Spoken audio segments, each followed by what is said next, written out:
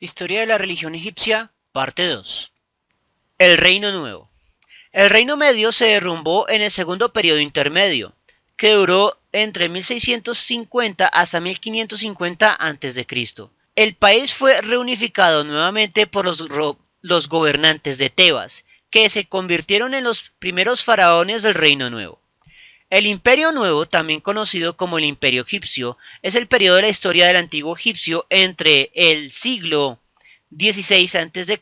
hasta el siglo XI a.C., que abarca las dinastías 18, 19 y 20 de Egipto. La datación por radiocarbono sitúa el comienzo exacto del Reino Nuevo en 1570 a.C. y 1544 a.C. El Reino Nuevo siguió al segundo periodo intermedio y fue sucedido por el tercer periodo intermedio. Fue la época más próspera del antiguo egipcio y marcó la cima de su poder imperial bajo el gobierno de Ramsés II, el faraón egipcio más poderoso en su historia. Bajo el nuevo régimen, Amón se convirtió en el dios supremo del estado. Fue sincretizado o fusionado con Ra, el patrón de la realeza, establecido desde hace mucho tiempo, y su templo en Karnak, en Tebas, se convirtió en el centro religioso más importante de Egipto. La elevación de Amón se debió en parte a la gran importancia de Tebas, pero también se debió a sus sacerdotes cada vez más profesionales. Su sofisticada discusión teológica produjo descripciones detalladas del poder universal de Amón. El mayor contacto con los pueblos del exterior en este periodo llevó a la adopción de muchos dioses del cercano oriente en el panteón egipcio. Al mismo tiempo, los nubios conquistados absorbieron las creencias religiosas egipcias y en particular adoptaron a Amón como su dios patrón. La orden religiosa del Imperio Nuevo se interrumpió cuando el faraón hereje Akenatón accedió al trono y reemplazó a Amón con Atón como el dios del estado.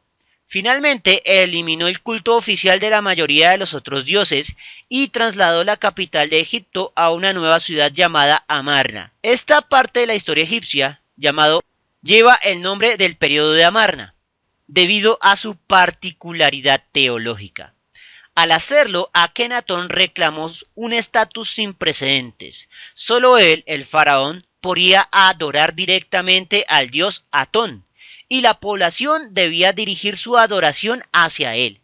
El sistema atenista carecía de una mitología bien desarrollada y creencias en el más allá, y Atón parecía un dios distante e impersonal, por lo que el nuevo orden no atraía a los egipcios comunes. Por lo tanto, probablemente muchos continuaron adorando a los antiguos dioses en privado. Sin embargo, la retirada del apoyo estatal a los otros dioses perturbó gravemente a la sociedad egipcia de manera permanente. Los sucesores de Akenatón restauraron el sistema religioso tradicional y, finalmente, desmantelaron todos los monumentos de Akenatón. Antes del periodo de Amarna, la religión popular había tendido hacia relaciones más personales entre los adoradores y sus dioses, sin el intermedio de los sacerdotes profesionales. Los cambios de Akenatón habían revertido esta tendencia, pero una vez que se restauró la religión tradicional, hubo una reacción violenta. La población comenzó a creer que los dioses estaban mucho más directamente involucrados en la vida diaria. Amón, el dios supremo, fue visto cada vez más como el árbitro final del destino humano, el verdadero gobernante de Egipto, mientras que el faraón era correspondientemente más humano, menos divino y menos prestigioso. La importancia de los oráculos como medio de toma de decisiones creció, al igual que la riqueza y la influencia de los intérpretes de los oráculos, los sacerdotes. Estas tendencias socavaron la estructura tradicional de la sociedad y contribuyeron al colapso del Reino Nuevo, no sin antes llegar a su cúspide con Ramsés II, una provincia persa. En el primer milenio antes de Cristo, Egipto era significativamente más débil que en épocas anteriores, y en varios periodos los extranjeros tomaron el país y asumieron la posición de faraón. La importancia del faraón continuó disminuyendo y el énfasis en la piedad popular continuó aumentando. Los cultos a los animales, una forma de culto típicamente egipcia, se hizo cada vez más popular en este periodo, posiblemente como respuesta a la incertidumbre y a la influencia extranjera de la época. Isis, la reina madre de Horus, se hizo más popular como diosa de la protección, la magia y la salvación personal, y se convirtió en la diosa más importante de Egipto e incluso fue exportada a otras regiones. La batalla de Pelusium fue la primera gran batalla entre el imperio aqueménida de Persia y el Egipto de los faraones. Esta batalla decisiva transfirió el trono de los faraones a Cambises II, rey de Persia, marcando el comienzo de la 27ª dinastía, pero no una dinastía egipcia, sino una dinastía de reyes extranjeros, los pertenecientes a la dinastía aqueménida, los reyes de Persia. Se luchó cerca de Pelusium, una ciudad importante en los extremos orientales del delta del Nilo, en Egipto, a 30 kilómetros al sureste del moderno Port Said, en el 525 a.C. La batalla fue precedida y seguida por los asedios de Gaza y Menfis. Según el historiador griego Heródoto, que visitó Egipto alrededor del 450 a.C., la conquista de Egipto por Cambises II fue despiadada y sacrílega. Las fuentes egipcias contemporáneas, sin embargo, lo tratan de una manera más favorable. Asumió el título completo de un faraón y rindió honor a la diosa Neith de Sais. Su reputación posterior desfavorable probablemente se debió a la propaganda adversa de los sacerdotes egipcios que se resentían por una reducción de los ingresos económicos de sus templos. Darío I, que sucedió a Cambises II en 522 a.C.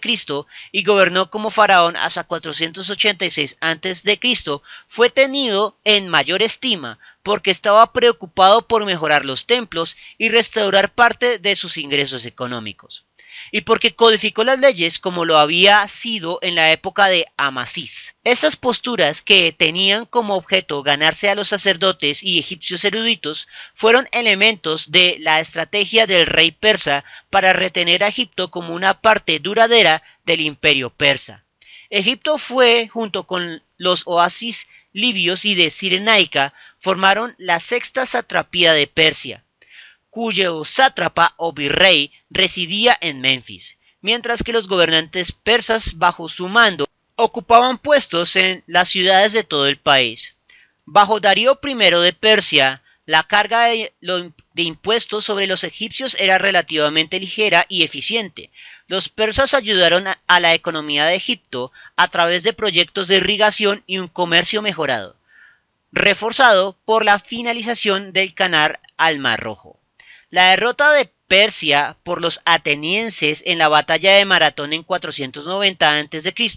tuvo repercusiones significativas en Egipto, que pasó de una mano a otra y de revuelta en revuelta hasta la conquista de Alejandro III de Macedonia el Magno, aunque fue su general Ptolomeo I quien fundó una dinastía estable a la muerte del gran rey de Macedonia. El reino griego de los Ptolomeos. En el siglo IV a.C., Egipto se convirtió en un reino helenístico bajo la dinastía griega de los Ptolomeos, que asumió el papel faraónico con todos los colores y abolengos, manteniendo la religión tradicional y construyendo o reconstruyendo muchos templos. La clase dominante griega del reino identificó a las deidades egipcias con las suyas propias.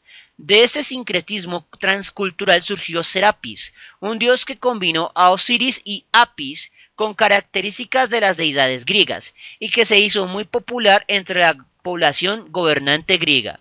Sin embargo, en su mayor parte, los dos sistemas de creencias permanecieron separados por clase, y las deidades egipcias continuaron siendo egipcias para el pueblo llano egipcio. Provincia romana. Con la muerte de la reina Cleopatra VII y la conquista de Octaviano, posteriormente denominado César Augusto, el primer emperador de Roma, termina el reinado griego de Egipto. Las creencias de la era tolemaica cambiaron poco después de que Egipto se convirtiera en una provincia del Imperio Romano en el 30 a.C., con los reyes ptolemaicos reemplazados por los emperadores romanos distantes. Los emperadores solo exigían impuestos, soldados para las legiones y culto al emperador, cosa que no era difícil ya que los egipcios estaban acostumbrados a adorar a sus gobernantes como dioses encarnados. El culto a Isis atrajo incluso a los griegos y romanos fuera de Egipto y en forma helenizada se extendió por todo el imperio. En el mismo Egipto, a medida que el imperio se debilitó, los templos oficiales cayeron en decadencia y sin su influencia centralizadora, la práctica religiosa se fragmentó y localizó. El Egipto cristiano y el fin de la religión antigua. Mientras tanto, el cristianismo se extendió por Egipto, y en los siglos III y IV después de Cristo, los edictos de los emperadores cristianos y la iconoclasia de los cristianos locales erosionaron las creencias tradicionales. Si bien persistió entre la población durante algún periodo de tiempo, la religión egipcia se desvaneció lentamente en el olvido de la historia. Legado y modernidad. La religión egipcia produjo los templos y tumbas que son los monumentos más perdurables del antiguo egipcio y tal vez las maravillas del mundo antiguo que lo siguen siendo actualmente, las pirámides, pero también influyó en otras culturas. En la época faraónica, muchos de sus símbolos, como la esfinge y el disco solar alado, fueron adoptados por otras culturas del Mediterráneo y el cercano Oriente, al igual que algunas de sus deidades, como Bes.